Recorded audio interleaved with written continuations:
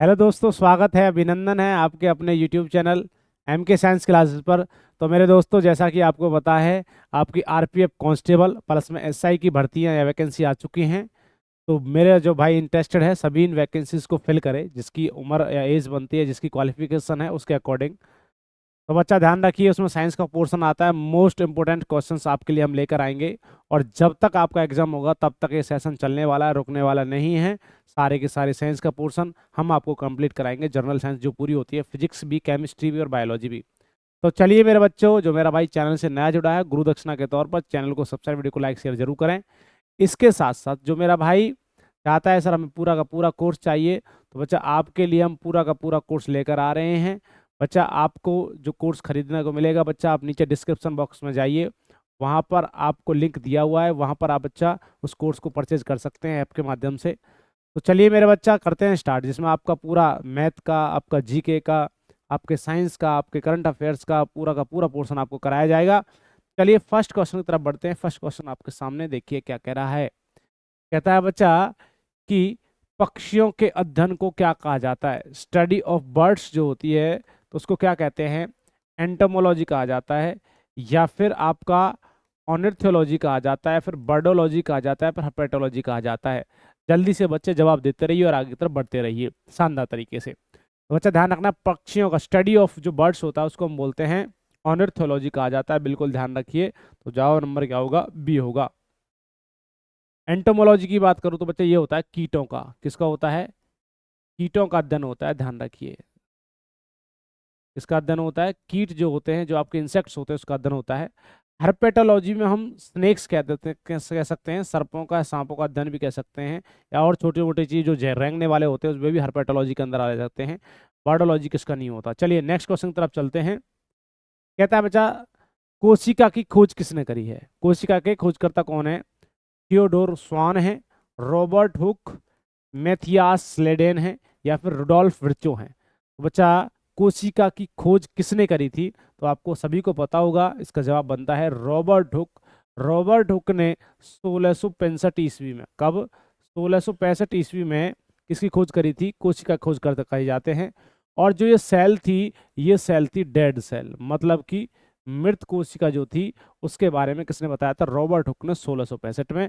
यदि यहाँ पर आ जाता लिविंग सेल के बारे में, इसके बारे में, लिविंग सेल इसका मतलब जीवित कोशिका, किसके बारे में, जीवित कोशिका के बारे में आपसे पूछा जाता, तो आपको क्या बताना था नाम।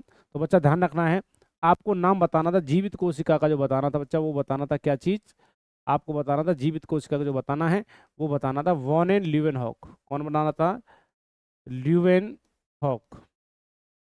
तो वॉन एंड ल्यूवेनहॉक जो है वो बच्चा किसके कहे जाते हैं, बच्चा वो आपके कहे जाते हैं किसके, लिविंग सेल के, जीवित कोशिका के। चलिए नेक्स्ट क्वेश्चन की तरफ बढ़ते हैं। नेक्स्ट क्वेश्चन आपके सामने क्या कहता है बच्चा, फोर्थ क्वेश्चन आपके सामने, केंद्रक और कोशिका झिल्ली, इसका मतलब न्यूक्लियस और सेल मेम्ब्रेन के बीच मौजूद जो जेली होती है, जेली जैसे पदार्थ को क्या कहते हैं।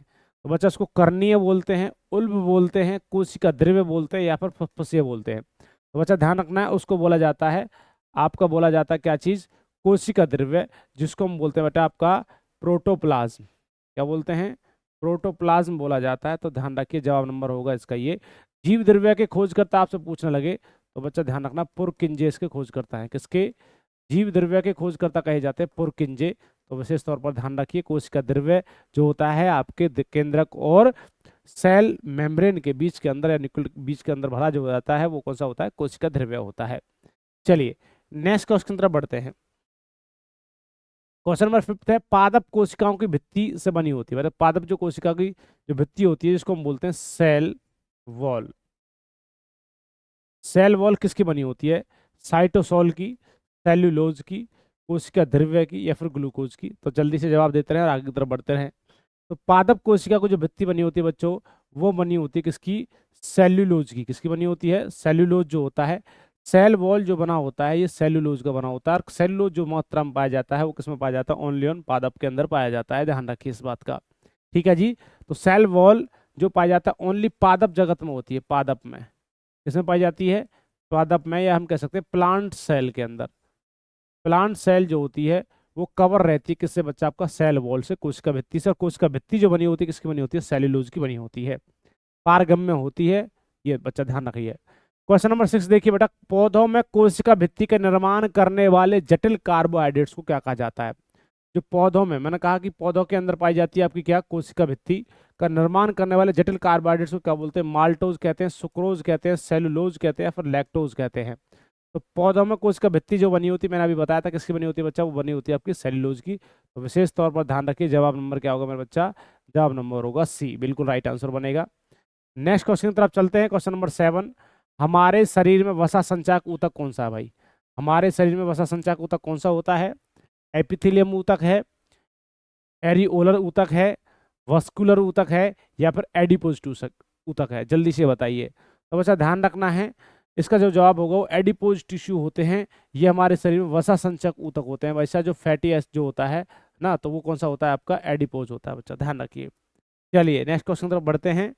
यदि मेरे दोस्तों वीडियो अच्छी लग रही है तो चैनल को सब्सक्राइब, वीडियो को लाइक शेयर जरूर करें। गुरु दक्षिणा के तौर पर आपके कार्य से हमें मोटिवेशन मिलेगा और प्रत्येक दिन हम आपके लिए ऐसी क्लासेस ला रहे हैं और आगे भी लाते रहेंगे। चलिए बच्चा, क्वेश्चन नंबर 8 आपके सामने है। क्या कह रहा है बेटा, विद्युत आवेश का एसआई मात्रक क्या होता है। विद्युत आवेश को हम बोलते हैं इलेक्ट्रिक, जो आपका चार्ज होता है। तो विद्युत आवेश कह रहा है, इसका मतलब चार्ज की बात कर रहा है। तो विद्युत आवेश का जो एसआई मात्रक होता है, एसआई यूनिट जो होती है क्या होती है, वोल्ट होता है, कूलाम होता है, केल्विन होता है, फिर किलोग्राम होता है। यदि मैं बात करूँ तो किलोग्राम जो होता है बच्चा, वो किसका होता है, द्रव्यमान का। किसका होता है, द्रव्यमान, या हम कह सकते हैं मास का होता है।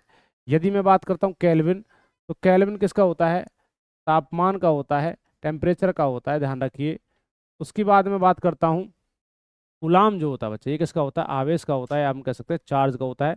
जवाब नंबर बी होगा। और वोल्ट जो होता है बच्चा, वोल्ट हम कह सकते हैं विभवांतर का होता है। ठीक है बच्चा, ध्यान रखिए। चलिए आगे की तरफ बढ़ते हैं, नेक्स्ट क्वेश्चन की तरफ, जवाब नंबर बी होगा।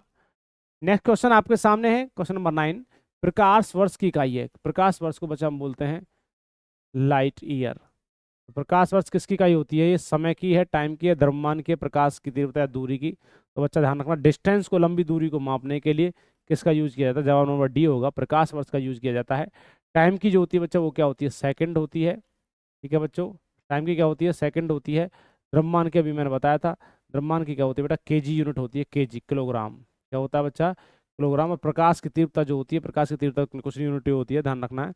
हाँ, ये हम कह सकते हैं कि जो आपका ल्यूमिनस इंटेंसिटी होती है ना, ज्योति तीव्रता, उसकी होती है बेटा कैंडेला। नेक्स्ट क्वेश्चन आपके सामने 10 देखिए, क्या कह रहा है, प्रतिरोध की एसआई यूनिट क्या होती है। प्रतिरोध को दोस्तों क्या बोलते हैं, रेसिस्टेंस। क्या बोला जाता है, रेजिस्टेंस बोला जाता है, रुकावट। तो एसआई यूनिट क्या होती है रेजिस्टेंस की, कूलाम होती है, ओम होती है, जूल होती है, फिर न्यूटन होती है। तो बच्चा ध्यान रखना, प्रतिरोध की जो एसआई यूनिट होती है वो बच्चा क्या होती है आपकी, ओम होती है। आपने देखा होगा कुछ इस टाइप से सिंबल होता है ओम का। कूलाम मैंने अभी बताया था किसकी होती है बच्चों, आवेश की होती है, मेरे बार आ जाओ, ध्यान रखना है। और जूल जो होती है किसकी होती है आपकी, वर्क की होती है, जिसको हम कार्य बोलेंगे। ठीक है बच्चा, ध्यान रखना है। और न्यूटन जो होती है वो बल की होती है, किसकी होती है, बल मतलब फोर्स की यूनिट होती है। चलिए आगे की तरफ चलें। चलिए नेक्स्ट क्वेश्चन तरफ बढ़ते हैं। क्वेश्चन नंबर आपके सामने 11 कहता है, किस भौतिक राशि का मात्रक ओम है। किस भौतिक राशि का मात्रक जो है ओम है। तो बच्चों क्या होता है ओम। ठीक है, भौतिक राशि जो होता है, फंडामेंटल यूनिट्स, प्रतिरोध है, आवेश है, विभवांतर है, या फिर धारा है। तो बच्चा ध्यान रखना, मैंने अभी बताया था कि किस भौतिक राशि का मात्रक जो ओम होता है। मैंने बताया बच्चा आपको किसका होता है, ओम जो होता है प्रतिरोध का होता है। इसका मतलब रेसिस्टेंस का होता है। किसका होता है, रेसिस्टेंस का होता है, ध्यान रखिए। जवाब नंबर क्या होगा, ए होगा बिल्कुल। आवेश जो होता है बेटा, इसका क्या होता है आपका, कूलाम होता है, विभवांतर का वोल्ट होता है, और धारा का क्या होता है, धारा क्या होता है, इलेक्ट्रिक करंट का क्या होता है, एम्पियर होता है। नेक्स्ट क्वेश्चन, धारा तो किसी की भी हो सकती है। क्वेश्चन नंबर 12 देखिए, 746 वॉट को क्या कहते हैं भाई, एक अश्वशक्ति, एक किलोवाट, एक पास्कल, या एक जूल। तो आपको पता होगा दोस्तों, इसका जवाब होगा एक हॉर्स पावर। इसका मतलब एक एचपी जो होता है, एक हॉर्स पावर जो बराबर होता है वो कितने के बराबर होता है, 746 वॉट के होता है, शानदार तरीके से। तो एक एचपी बराबर जो होता है, एक हॉर्स पावर जो बराबर होता है वो 746 वॉट के बराबर होता है, ध्यान रखिए। और ये जो यूनिट होती है हॉर्स पावर, ये किसकी होती है बच्चा, आपकी शक्ति की होती है। इसका मतलब पावर की यूनिट होती है, ध्यान रखें भाई। सभी बच्चे लिखते रहें और आगे तरफ बढ़ते रहें। यदि वीडियो अच्छी लग रही है तो गुरु दक्षिणा के तौर पर चैनल को सब्सक्राइब, वीडियो को लाइक शेयर करते रहें। हम आपके लिए मेहनत कर रहे हैं और प्रत्येक दिन ऐसी क्लासेस लाते रहेंगे जब तक आपका एग्जाम नहीं होगा, तब तक पूरा का पूरा हम सिलेबस आपको करा देंगे। चलिए नेक्स्ट क्वेश्चन आपके सामने, क्वेश्चन नंबर 13 देखिए भाई, क्या कह रहा है, हाईग्रोमीटर। हाईग्रोमीटर से क्या मापा जाता है भाई, ऊष्मा मापी जाती है, आर्द्रता, बल या फिर विकिरण। तो बच्चा ध्यान रखना, हाईग्रोमीटर से जो मापा जाता है वो आर्द्रता मापी जाती है, या हम कह सकते हैं बच्चा आपका ह्यूमिडिटी मापी जाती है भाई। आर्द्रता को मापा जाता है किसके माध्यम से, किसके माध्यम से मापा जाता है भाई, आपके हाईग्रोमीटर के माध्यम से। जवाब नंबर क्या होगा, बी होगा, बिल्कुल राइट आंसर इसका। नेक्स्ट क्वेश्चन 14 देखिए, क्या कह रहा है, कौन सा यंत्र समुद्र के सतह से ऊपर की वस्तुओं को देखने के लिए पनडुब्बी में प्रयोग किया जाता है भाई। पायरोस्कोप होता है, एपीडियास्कोप होता है, पेरिस्कोप होता है, फिर ओडोमीटर होता है। तो बच्चा ध्यान रखना है, जो आपका पेरिस्कोप होता है ये क्या करता है, पनडुब्बी के अंदर या उसके नीचे वाले जो पानी के अंदर जो चीज चलती हैं उस ऊपर के दृश्य को देखने के लिए किसका यूज किया जाता है, पेरिस्कोप का यूज किया जाता है। जवाब नंबर क्या होगा, बिल्कुल सी होगा। ओडोमीटर तो आपको पता होगा, किसी दूरी को मापने का काम करेगा, है ना। मोटरसाइकिल गाड़ियों में जो मीटर होता है, एक ओडोमीटर होता है, एक स्पीडोमीटर होता है। क्वेश्चन नंबर 15 देखिए बेटा, निम्नलिखित में से कौन सी अदिश राशि है। अदिश राशि को दोस्तों क्या कहा जाता है, अदिश राशि को कहते हैं स्केलर क्वांटिटी। क्या बोलते हैं, स्केलर क्वांटिटी। स्केलर क्वांटिटी वो होती हैं जिनका क्या हो बेटा, परिमाण होता है, परिमाण होता है परंतु दिशा नहीं होती, दिशा नहीं होती, उन्हें बोलते हैं बच्चों आपका अदिश राशियां, स्केलर क्वांटिटी कहा जाता है। तो वो संवेग है, बल है, द्रव्यमान है या फिर वेग है। तो अच्छा जवाब नंबर इसका होगा द्रव्यमान जो होता है, इसका मतलब मास जो होता है, ये आपकी कैसी राशि होती है, अदिश राशि होती है। ये कैसी है, सदिश राशि है। कैसी राशि है, सदिश है ये तो। सदिश का मतलब वेक्टर क्वांटिटी, कैसी है, वेक्टर क्वांटिटी है। ये भी वेक्टर क्वांटिटी है और प्लस में ये तीनों कैसी क्वांटिटी होती है, सदिश राशियां होती हैं। इनमें क्या होता है सदिश राशि में, सदिश राशि की मैं बता देता हूँ आपको। सदिश राशियां जो होती हैं इसको वेक्टर क्वांटिटी कहा जाता है। इनके अंदर परिमाण होता है, मतलब मैग्नीट्यूड होता है, प्लस में क्या होता है, दिशा होगी। क्या होगा, निश्चित दिशा होगी, दिशा होगी मतलब निश्चित दिशा जो होती है वो किसके अंदर होती है बच्चा, आपका ध्यान रखना, सदिश राशियों में। निश्चित दिशा नहीं होगी, वो होती है आपकी अदिश राशियों में। समझ में आया होगा आशा करता हूँ। नेक्स्ट क्वेश्चन आपके सामने मेरे बच्चों, दोस्तों क्वेश्चन नंबर 16 बच्चा, खालिस्तान मतलब ब्लैंक है, ये ब्लैंक का केवल परिमाण मैग्नीट्यूड होता है, दिशा नहीं होती। तो जल्दी से बताइए, ये कहना चाह रहा है ब्लैंक खालिस्तान किसका, किसका केवल परिमाण होता है, दिशा नहीं होती, कार्य का, आवेग का, विस्थापन का, बल का। तो बच्चा ध्यान रखना है, जो अभी मैंने बताया था सदिश राशियां होती है उनकी दिशा होती है, अदिश राशियों की दिशा नहीं होती है।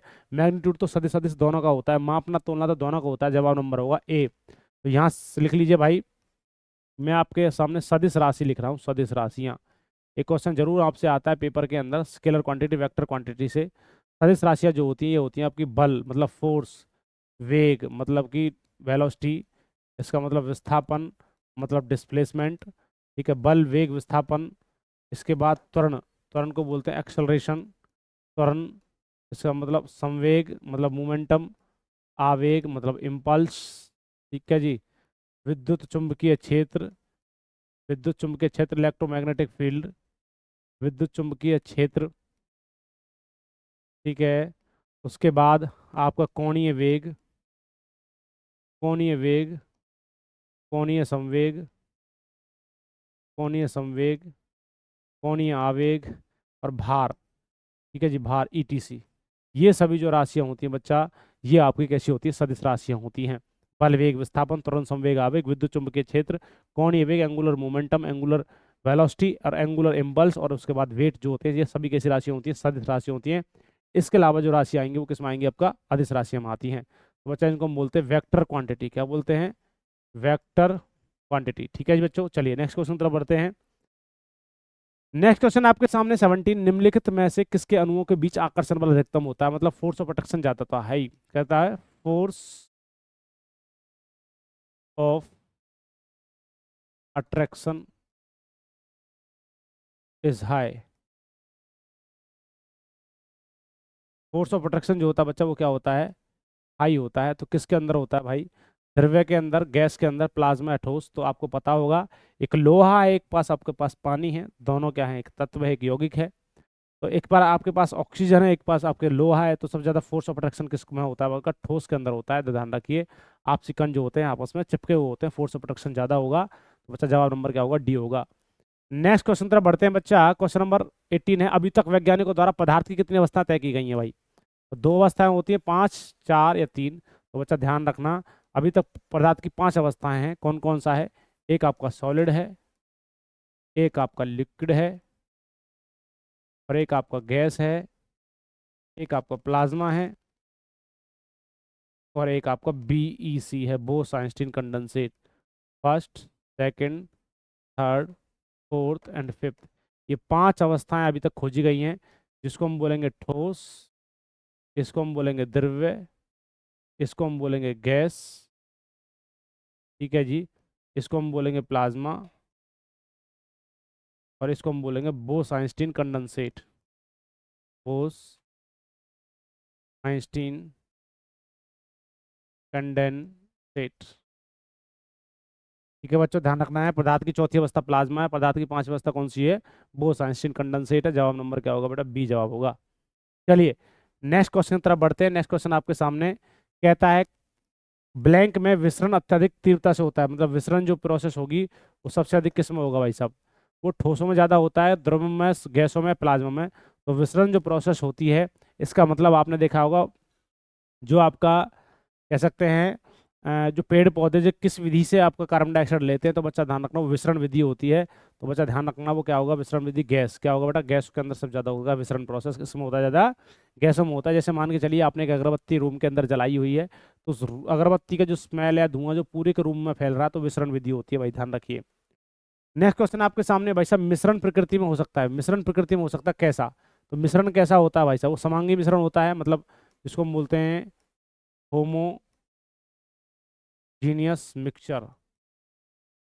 होमोजीनियस मिक्सचर होता है, या फिर आपका हेट्रोजीनियस मिक्सचर होता है। हेट्रोजीनियस मिक्सचर होता है आपका, या फिर दोनों होंगे, होमोजीनियस, हेट्रोजीनियस, या प्योर होता है। तो अच्छा, मिश्रण जो होता है वो दोनों स्थिति में पाया जाता है। वो समांगी मिश्रण भी होता है और विषमांगी मिश्रण भी होता है भाई साहब। मिश्रण जो होता है ना, समांगी भी हो सकता है, विषमांगी। पानी के अंदर आपने चीनी मिला रखी तो समांगी मिश्रण है, घुल जाती है, नमक घुल जाता है।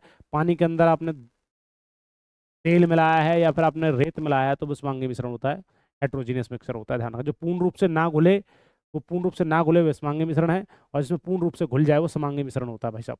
चलिए नेक्स्ट क्वेश्चन आपके सामने, क्वेश्चन नंबर 21 देखिए, निम्नलिखित में से कौन सा भौतिक परिवर्तन नहीं है? भौतिक परिवर्तन का मतलब फिजिकल चेंजेस क्या होता है? अच्छा, फिजिकल फिजिकल चेंज का मतलब होता है उसकी अवस्था जो होती है, दोबारा एक अवस्था से दूसरी अवस्था में उसको प्राप्त किया जा सकता है। जैसे कि पानी को गैस बना सकते हैं, गैस से उसको पानी बनाया जा सकता है, पानी से बर्फ बना सकते हैं, बर्फ से पानी बन सकता है। तो बच्चा फिजिकल चेंजेस होते हैं, जैसे बर्फ का पिघलना। परंतु क्या होता है, जैसे लोहे का जंग लगना एक रासायनिक अभिक्रिया होती है, भोजन का पाचन एक रासायनिक अभिक्रिया होती है, मोमबत्ती का जलना एक रासायनिक अभिक्रिया होती है, मोमबत्ती का पिघलना एक भौतिक अभिक्रिया है। तो बच्चा ध्यान रखना, फिजिकल चेंज जो होता है उसमें एक अवस्था से दूसरी अवस्था में ट्रांसफर किया जा सकता है, दोबारा उसी अवस्था में उसका यूज किया जा सकता है। ठोसों का द्रव्य में पगलना भाई साहब, ये आपका कैसा फिजिकल चेंज है? ठोस द्रव्य में कन्वर्ट हो रहे हैं, और द्रव्य से ठोस ठोस बन सकता है। गैसों का द्रव्य में ये भी हो सकता है भाई, उसका पदार्थों का किण्वन या द्रव्यों का गैसों में परिवर्तन। तो बच्चा ध्यान रखना, पदार्थों का जो किण्वन प्रक्रिया है ये केमिकल चेंज है। कैसा है? Chemical change. केमिकल चेंज मतलब आपकी शराब बनाई जाती है तो किण्वन विधि से बनाई जाती है। तो बच्चा ध्यान रखना, पदार्थ और किण्वन एक केमिकल चेंज है, रासायनिक अभिक्रिया होती है। जवाब नंबर क्या होगा भाई? सी होगा। इसमें भौतिक परिवर्तन नहीं है, तो जवाब नंबर क्या होगा इसका? सी होगा। क्वेश्चन नंबर 22 देखिए, इनमें से कौन सा रासायनिक परिवर्तन नहीं है? वही केमिकल चेंजेस नहीं है। ईंधन का जलना केमिकल है, अम्लीकृत जल का वैद्युत अपघटन मान लिया, प्लेटिनम तार का जलना, चलिए, ऑक्सीकरण लोह में जंग लगना, ये भी आपका केमिकल रिएक्शन है, ये भी केमिकल रिएक्शन हो गया। और प्लेटिनम तार का जलना ये भी केमिकल रिएक्शन है, बताना ध्यान रखना है। अम्लीकृत जल का वैद्युत अपघटन जो होता है, जवाब नंबर क्या होगा? बी। ये एक रासायनिक परिवर्तन नहीं है, ये एक ऐसा फिजिकल परिवर्तन है या फिर भौतिक परिवर्तन होता है। बी जवाब होगा, बिल्कुल राइट आंसर है। क्वेश्चन नंबर आपके सामने, क्वेश्चन नंबर 23 देखिए बेटा, एक संयोजी ऊतक क्या होता है? मतलब कि एक कनेक्टिव टिश्यू क्या बोलते हैं? कनेक्टिव टिश्यू के बारे में बात कर रहा है, तो कनेक्टिव टिश्यू कौन सा होगा? तो बच्चा कनेक्टिव टिश्यू जो होता है, कोलेन काइमा है, रक्त है, स्क्लेरन काइमा है, या फिर पेरन काइमा है। तो बच्चा ध्यान रखना, रक्त जो होता है ये कैसा होता है? एक तरल संयोजी ऊतक होता है, पहले कलेक्टिव टिश्यू होता है ब्लड भाई। और आपको पता है ब्लड की जो मात्रा होती है रक्त मनुष्य के अंदर, मनुष्य में कितना लीटर ब्लड होता है? तो आपको पता होगा बच्चा, 5 से 6 लीटर। कितना होता है? 5 से 6 लीटर मेल के अंदर होता है। यदि मैं मनुष्य में फीमेल की मैं बात करता हूँ, तो 4 से 5 लीटर होता है। क्यों? क्योंकि भाई फीमेल का जो वेट होता है वो क्या होता है? कम होता है, ध्यान रखिए। ठीक है, मेल के मुताबिक। नेक्स्ट क्वेश्चन आपके सामने है भाई, समझिए। अगला क्वेश्चन आपके सामने, यदि भाई वीडियो अच्छी लग रही है तो गुरु दक्षिणा के तौर पर चैनल को सब्सक्राइब, वीडियो को लाइक शेयर जरूर करें। आपके कार्य से मोटिवेशन मिलेगा और हम प्रत्येक दिन आपके लिए ऐसी क्लासेस ला रहे हैं और आगे भी लाते रहेंगे। क्वेश्चन नंबर 24 देखिए भाई, पौधे का कौन सा हिस्सा पानी और खनिज के परिवहन को सक्षम करता है? तो बच्चा कौन सक्षम करेगा भाई? पौधे का कौन सा हिस्सा पानी को और खनिज के परिवहन को सक्षम करेगा? तो तना होता है, जड़ें होती है, जाइलम होता है, फिर डंठल होता है। तो बच्चा पानी का जो लाने ले जाने का काम जो करता है बच्चा, वो जाइलम करता है, बिल्कुल राइट आंसर होगा। जाइलम जो होता है बच्चा, ये जाइलम और फ्लोएम होते हैं। तो जाइलम का काम होता है जल को ले जाना, और फ्लोएम का काम होता है पेड़ पौधे की पत्तियों से भोजन को पेड़ पौधे के विभिन्न भागों तक पहुंचाना। तो इसका जवाब नंबर क्या होगा भाई? जाइलम सी जवाब होगा, बिल्कुल राइट आंसर। नेक्स्ट क्वेश्चन आपके सामने, क्वेश्चन नंबर 25, पादप कोशिका भित्ति कैसी किससे बनी होती है? अभी क्वेश्चन मैंने बताया था, बताना सेलुलोज और पैक्टिन की बनी होती है, केवल पैक्टिन की बनी होती है, मुरेन की बनी होती है, फिर काइटिन की। पादप कोशिका भित्ति है, सेल वॉल जो होती है किसकी बनी होती है? सेल वॉल पादप कोशिका में पाई जाती है केवल, और किस में नहीं पाई जाती भाई साहब? आपका जंतु या जो आपके एनिमल जो किंगडम होता है उसके अंदर आपकी सेल वॉल नहीं पाई जाती है। तो सेलुलोज और पैक्टिन की बनी होती है क्या चीज़? Cell wall. ठीक है बच्चा, ध्यान रखिए, कठोर होती है सेल मेम्ब्रेन के मुताबिक। क्वेश्चन नंबर 26 देखिए भाई, पौधों में फ्लोएम का क्या कार्य होता है? खाद्यों का प्रवाह होता है, तने को सहारा प्रदान करना होता है, खनिजों का संचरण होता है, या फिर आपका जल का प्रवाह होता है? तो बच्चा ध्यान रखना है, पौधों में फ्लोएम का कार्य होता है बच्चा, खनिजों का संचरण हम कह सकते हैं, या फिर खाद्यों का प्रवाह जो होता है हम ये कह सकते हैं, एक ही बात है भाई साहब। तो बच्चा ध्यान रखना, खनिज जो आपके नीचे आते हैं, खाद्यों का जो प्रभाव होता है, इसका जवाब नंबर होगा बेटा ए। पौधों में फ्लोएम का कार्य होता है फल, फल मतलब एक भोजन है। तो पेड़ पौधों की पत्तियों में भोजन बनता है, पत्तियों से पेड़ पौधे के विभिन्न भागों तक जो भोजन को ले जाने का काम करेगा वो आपके फ्लोएम करते हैं भाई साहब। जाइलम करते हैं जल को ले जाना, खनिज को ले जाना, परंतु फ्लोएम जो होते हैं खाद्य पदार्थ को पेड़ पौधे के विभिन्न भागों तक ले जाते हैं। क्वेश्चन नंबर 27 देखिए, कैसीन का एक प्रोटीन है जो पाया जाता है। कैसीन होता है प्रोटीन, कैसीन प्रोटीन होता है, बिल्कुल सही बात है। किस में पाया जाता है? मांस में, गाजर में, सोयाबीन में, या फिर दूध में? तो बच्चा ध्यान रखना, बिल्कुल सही बात है, दूध के अंदर पाया जाता है आपका कैसीन प्रोटीन पाया जाता है।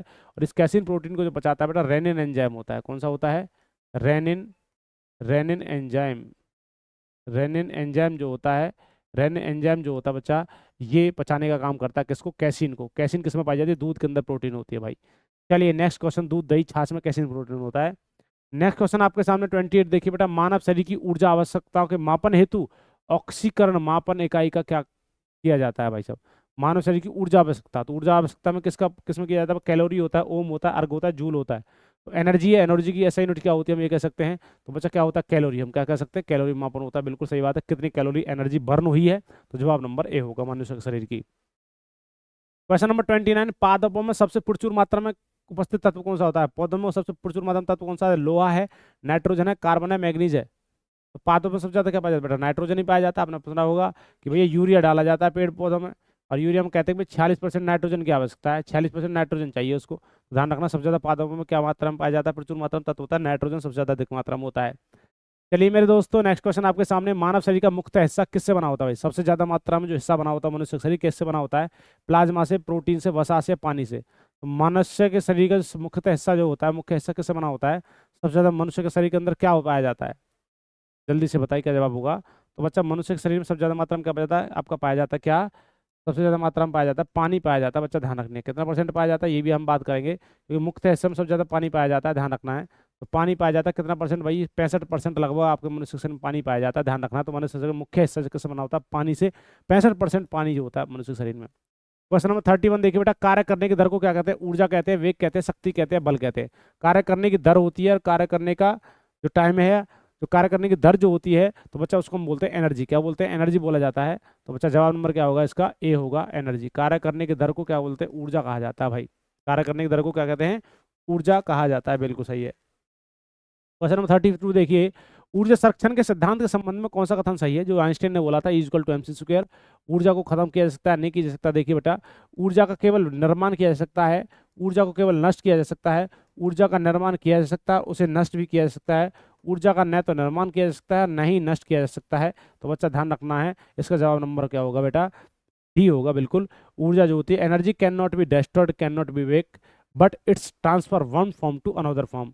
ऊर्जा को ना तो बनाया जा सकता है, ना ही खत्म किया जा सकता है, बट इसका ट्रांसफर किया जाता है एक फॉर्म से दूसरी फॉर्म के अंदर। ठीक है बच्चा, जवाब नंबर क्या होगा मेरे बच्चों? बिल्कुल डी जवाब होगा। नेक्स्ट क्वेश्चन तरफ बढ़ते हैं। क्वेश्चन नंबर 33 देखिए, जब आप एक रबर बैंड खींचते हैं, ऐसा रबर बैंड खींचा आपने, तो हस्तांतरित ऊर्जा के रूप में संग्रहित होती है भाई। कौन सी ऊर्जा इसके अंदर स्टोर होती है हस्तांतरित तौर पर? स्थितिज ऊर्जा, जिसको हम बोलते हैं बेटा आपको पोटेंशियल एनर्जी। क्या बोलते हैं? Potential energy. पोटेंशियल एनर्जी है, या फिर मैकेनिकल एनर्जी है। मैकेनिकल एनर्जी उसके अंदर होती है, या फिर उसके अंदर मसल्स एनर्जी होती है,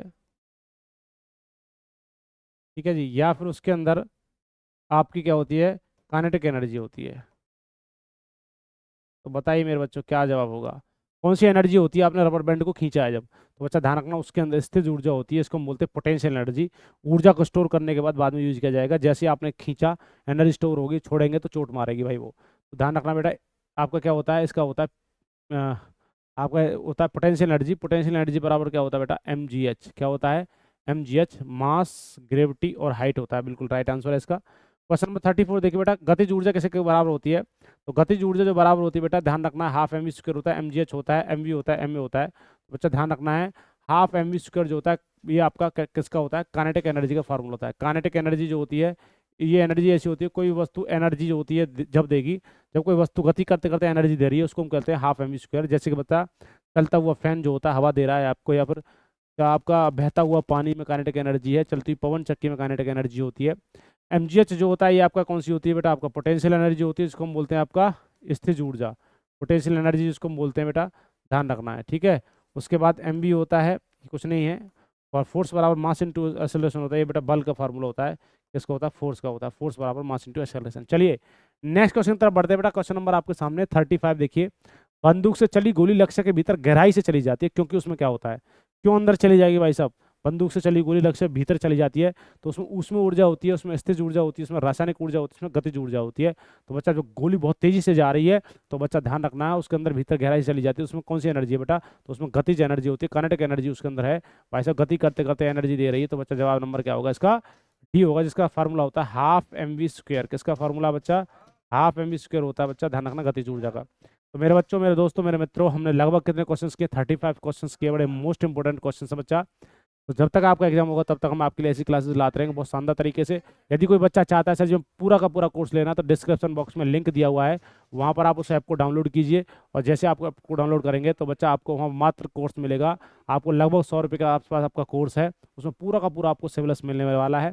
तो चलिए आज की क्लास को यहीं पर विराम देते हैं, चलते हैं, हंसते रहिए, मुस्कुराते रहिए, अपने परिवार का ख्याल रखिए। जय हिंद, जय भारत, धन्यवाद।